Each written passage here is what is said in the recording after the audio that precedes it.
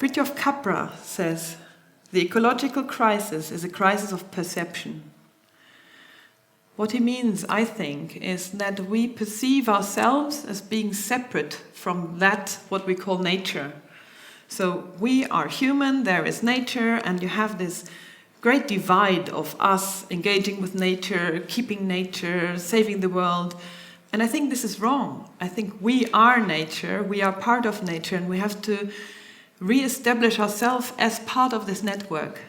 And the biggest modernist illusion, I think, that we all, me included, have is of us being individual, separate systems, of understanding ourselves as an individuum that is just going through the world and in a way self-reliant, which is not true inside us and is not true around us. 9 of 10 living cells in our body are non-human. 1 in 10 is a human cell. The others are organisms that cohabit. We are ecosystems, and we totally depend on the ecosystems around us. And I think if we understand that, and if we understand ourselves to be in this way, it will be much easier to actually find a way to live within that ecosystem in a much more sustainable way. Another illusion that we have, I think, is that of material values. I think we've become blind to the values of materials and objects around us. If you think of plastic bags, we use them a couple of minutes, maybe, and of what it takes to make a plastic bag. The oil, the millions of years of some sedimentary processes happening, then the extraction, then the shipping to China, then maybe the production of the material, the production of that, then again the shipping of the bag, and then the bag being in the shop and everything. We've totally lost the sense of what that is that we have in our hand. When a sheep's stomach, which this is in the sheep, in the entity sheep, it is totally invaluable. It's so important in the sheep that the entity sheep, can't live without it. The minute we slaughter the sheep and divide it into parts, the value system of the sheep is gone, and all the materials go into our value system. And we apply different values. Suddenly we think the muscle of the sheep is very valuable because we want to eat it. The skin is great because we can wear it. We might use the wool, although we might not use it here because the production and the cleaning of wool is too expensive, and only wool in China gets used because we can't, it's too many costs if we produce it here. And the stomach, suddenly we cringe. We think, ooh, sheep stomach, ooh. It's totally nonsensical. Why should one part of that entity animal be valued and the other part of the same animal should be discarded or definitely not eaten? Or what's going on there? And these kind of little intrinsic moments of, that doesn't make sense, they are the starting points for my work. So when people see this stomach in a museum or in a gallery as a texture or even as a picture, they suddenly think, oh, how beautiful. And what I get asked very often was like, is that rapid prototyping, or is it computer generated? Or, what is that? So you can see that they have this intrinsic, not tainted by any cultural ballast feeling of, beautiful, aesthetic and beautiful. And then there's a moment when they realize it's a sheep stomach. And they get this completely different views, like, I'm always worried that they drop it at that point. And then somehow they have to figure out, where am I? What is the cultural baggage? What is the cultural value system? What is my own? And what is the truth, my own personal truth?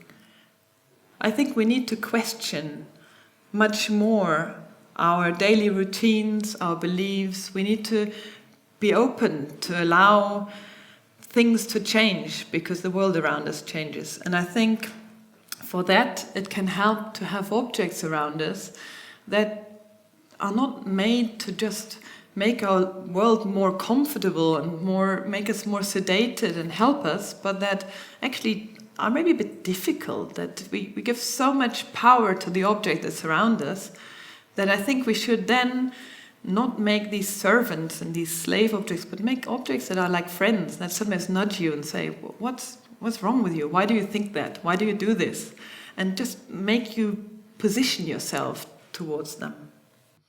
Normally leather sofas are upholstered with 4 to 6 hides because all the impurities are cut away. They don't want people to see the cow. They don't want scars. They don't want mold. They certainly don't want antibiotic injection notes that you see. All these things that you see on the leather hide. You see where the spine is. You can read that hide like a map of the animal's life. So with my cows, I really cherish that. I cherish that there is a story in every scar and in every mole, and you can see the life. And you don't forget that this material was once a cow, and therefore it has an intrinsic value to it that we should realize and we should honor. So as part of my seaweed, as part of my PhD, I am running the Department of Seaweed. And this brings me to the third illustration, second one, the one to imagine possible futures. Mark Fisher, in his book Capitalist Realism, says, "It's easier to imagine the end of the world than the end of capitalism." And it's so true. It's so easy to imagine all the ways this could go terribly wrong. And Hollywood helps us with all these images of crashing asteroids and I don't know, everything. And we have all these images in our head. But when you think of the challenge that we have, that we find another way, another economy, we find another way of doing our communities, of kind of living together with other humans, with other animals, with other plants, of not degrading environments, we have a massive challenge, and it's very hard to conjure any images up. Where are these images? Where are these possible solutions? And I think as designers, we can offer them, we can help to form them, but we can't pull them out of thin air. We have to probe, we have to test them, we have to do something. And this is what this future seed bomb is doing. That I'm stating, for example, seaweed is as important a material as any other materials humanity has. As wood, as ceramics, as metals, as textiles. Seaweed is amazing. Why seaweed, you might ask? This blade of seaweed is 6 meters long, 30 centimeters wide. It grew in 1 year, and while it grew, it cleaned the ocean of a lot of the pollutants that are a problem there. So if you guys know how much chemicals, labor, horrible things go into producing a textile of that size, and there you think it's just been grown, it's amazing. I mean, can't we just use it? Can't we grow it and use it and make things from it? It has properties similar to leather, depending on how you treat it. It can have properties similar to paper, to plastics. It can be used almost like a wood veneer. And in the Department of Seaweed, I'm starting to explore this. And the way I'm working is that I work through analogies. So instead of just imagining anything and pulling it out of thin air, I say seaweed equals leather and start with this. Of course, it's not true, but I make this wrong equation. And then leather, that word leather with it, opens up all these possibilities of all this knowledge of how to work with leather, what to make with leather, what techniques to apply, what machines to use, qualities of leather, everything. And then I go back to the equation and say, okay, but it's not true. Seaweed does not equal leather because it's translucent. And suddenly some of the things that we make from leather come closer because they could benefit from something being translucent. Other things go further away because the material qualities don't, I don't know, like a saddle out of seaweed would be very difficult, I think, or shoes even. Could be great, but still further away. So then I actually work with people who work with leather to bring their knowledge and my knowledge of the seaweed together to then plant this new garden of knowledge. And this is how it felt in the Department of Seaweed.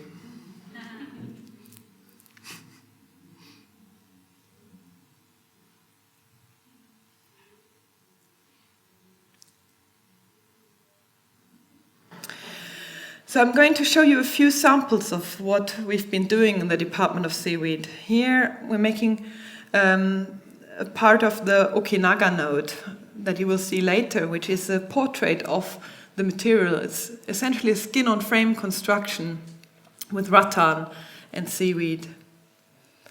These are the kelp constructs, where it's more like paper engineering, folding, and that's more the analogy there. Here the analogy very clearly is fabric, laser cutting, trying to use the techniques that we have for fabric, but not just using them, because then you would reach a pastiche object, but adapting them, seeing what the seaweed brings to the table, what's intrinsic to that, and what knowledge could apply to that, and then adapting it and changing it. This analogy is leather. Of course, it's a collar, but you can see how then within one object, not just one analogy is at play, but another one. This is the same object held against the light. So you can see that two analogies work together. One is leather, and the other one is stained glass, or maybe old Bakelite plastic, or maybe Tiffany, or maybe tatami screens. And all these come together and influence each other. So I'm looking, for example, I went to a glassmaker to look at how he makes stained glass windows. Totally useless process for me to adapt, because it's very different material level-wise to work with glass and lead, but very interesting formally. So in a way there are analogies that inspire the form and some that inspire the process. The function is kind of coming together, like a DJ, or like a cook maybe, with the different ingredients. And this is seaweed as veneer. This is made with Deutsche Werkstätten in Hellerau, who do a lot of yacht interiors. And my dream, which has not yet been realized, but is still in existence, was to have this conversation of two oligarchs. One saying, I've got this new yacht, it's all mahogany. It was very difficult to get the material, and there's hardly any left. And the other one saying, this is so last century. I mean, mahogany on a yacht? Seaweed, you should make it in seaweed veneer. It would be wonderful. So the biggest piece we made in the Department of Seaweed was the Okinaga node. A piece deliberately vague, deliberately not applied, and not a dress or a lamp or a whatever not, but deliberately something which you saw and you think, what could this be if it was applied to my own world? And it's a portrait, as much as photographers and illustrators make a portrait of somebody and try and present the essence of that person. I try to present the essence of working with seaweed in this piece. So you see three materials: seaweed, always one blade of seaweed, it was a thinner one, between two pieces of rattan. The rattan I picked to be as thin as possible to hold the structure, but also for the seaweed to allow, when it dries, because I work with it wet, to still pull it into a self-tightening structure, so that some of the curves, some of the concave curves, are pulled in from the seaweed, moving the material. And then you see aluminium circles, which are me putting my foot down, saying, actually, nice of you pulling everything, but there are some areas that you cannot pull, because otherwise that big piece won't fit together, and it needed to be modular. So I had to make my way there. So this is the Okinaga node in place. Basically underneath there I can stand, it's very large. And it's modular, so it could be assembled very differently in different spaces. So this is how it looks now. That's another thing we should discuss. How much do the objects that we create actually A, last for eternity, and B, stay in the state that we create them in? The seaweed, the chlorophyll of the seaweed will go out, and some of the seaweed becomes brown, like the color you saw, and some becomes almost white, like this. And I think it's totally fine. I think it's beautiful if it changes color like this.